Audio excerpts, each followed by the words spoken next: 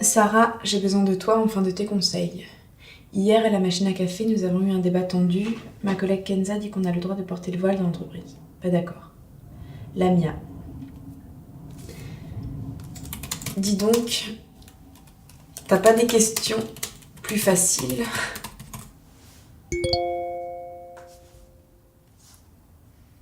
Bah oui, mais moi j'ai le seum. Aujourd'hui, je ne porte pas le voile, mais j'en aurai peut-être envie un jour. Est-ce que j'en ai le droit? Je suis un peu paumée avec tout ce qu'on entend à la télé. Salut tout le monde! Alors, j'ai reçu pas mal de questions concernant la religion au boulot. Et c'est vrai que je ne suis pas une spécialiste de la laïcité, comme ils disent à la télé. Donc si vous le voulez bien, plutôt que de faire de l'impro ou de vous raconter n'importe quoi, je vais mener ma petite enquête. Ok?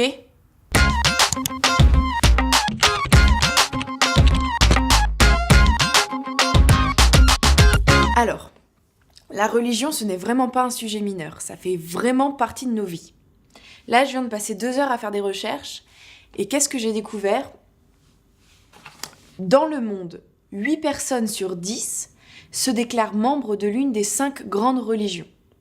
Le bouddhisme, le christianisme, l'hindouisme, l'islam et le judaïsme. 8 personnes sur 10. Mais bon, là n'est pas la question posée par Lamia, sa question est de savoir si la religion peut s'inviter en entreprise. Alors, qu'est-ce qu'il faut retenir? Qu'est-ce que moi déjà j'ai retenu de ce que j'ai lu? Alors déjà, le grand principe, le droit de manifester sa religion est une liberté fondamentale. En clair, ça fait partie de tes droits en tant que salarié.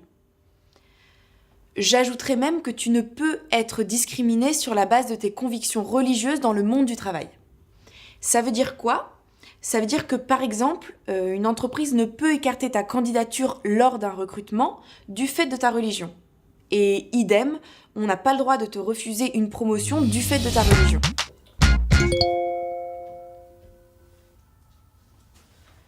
Oui, alors Ethan, tu as raison aussi de dire ça.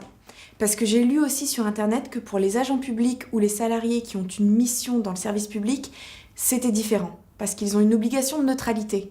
En clair, ils ne peuvent porter aucun signe religieux. Par contre, ce principe de neutralité ne s'applique pas aux entreprises privées. Il faudrait donc pouvoir nuancer avec la loi du travail. Mais bon, je suis pas là pour vous faire un cours de droit.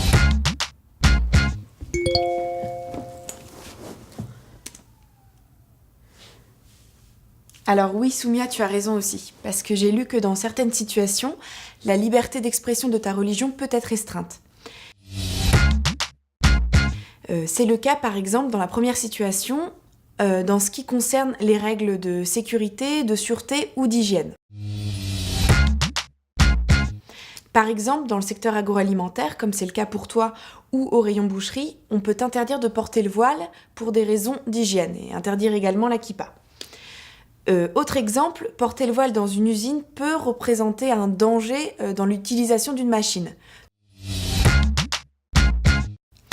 Alors la deuxième situation, ça concerne le prosélytisme. Alors le prosélytisme, c'est quoi? C'est faire preuve de zèle pour recruter de nouveaux adeptes et imposer son point de vue. Et ça, c'est interdit. Imagine par exemple que tu distribues des bibles dans une entreprise. Interdit. La troisième situation, où la liberté d'expression de ta religion peut être restreinte, ça concerne les intérêts économiques majeurs de l'entreprise. Par exemple, une vendeuse de vêtements à la mode qui doit porter les vêtements de la boutique et qui ne peut du coup, pour le coup, ne pas avoir le droit de porter le voile ou une robe longue. Ensuite, j'ai écrit une quatrième restriction. Ça concerne le respect du contrat de travail. Exemple, si on est engagé comme cuisinier, on ne peut pas refuser de cuisiner du porc. Cinquième restriction, ça concerne le bon fonctionnement de l'entreprise. On ne peut pas prendre ses pauses ou poser des congés quand on veut sous prétexte de sa religion. Après, tu me diras, quand tu prends des congés, tu n'es pas obligé de dire pourquoi. Alors il y a aussi un point que je voulais rajouter, c'est que l'entreprise n'a pas l'obligation de mettre en place un lieu de culte ou un espace de prière. Elle n'a pas non plus l'obligation de prendre en compte les préférences alimentaires, mais ce n'est pas interdit et certaines entreprises ont décidé de le faire après discussion avec leurs salariés. Donc, effectivement, l'ami à ta question n'était pas facile, mais ce qu'il faut retenir de tout ça, c'est que la liberté religieuse, c'est une liberté fondamentale. Tant que cela ne nuit pas au fonctionnement de l'entreprise ni à l'exécution du travail, la pratique religieuse a sa place en entreprise. Une question de bonne intelligence, quoi. Bon, moi je vous laisse et je vous dis à la prochaine.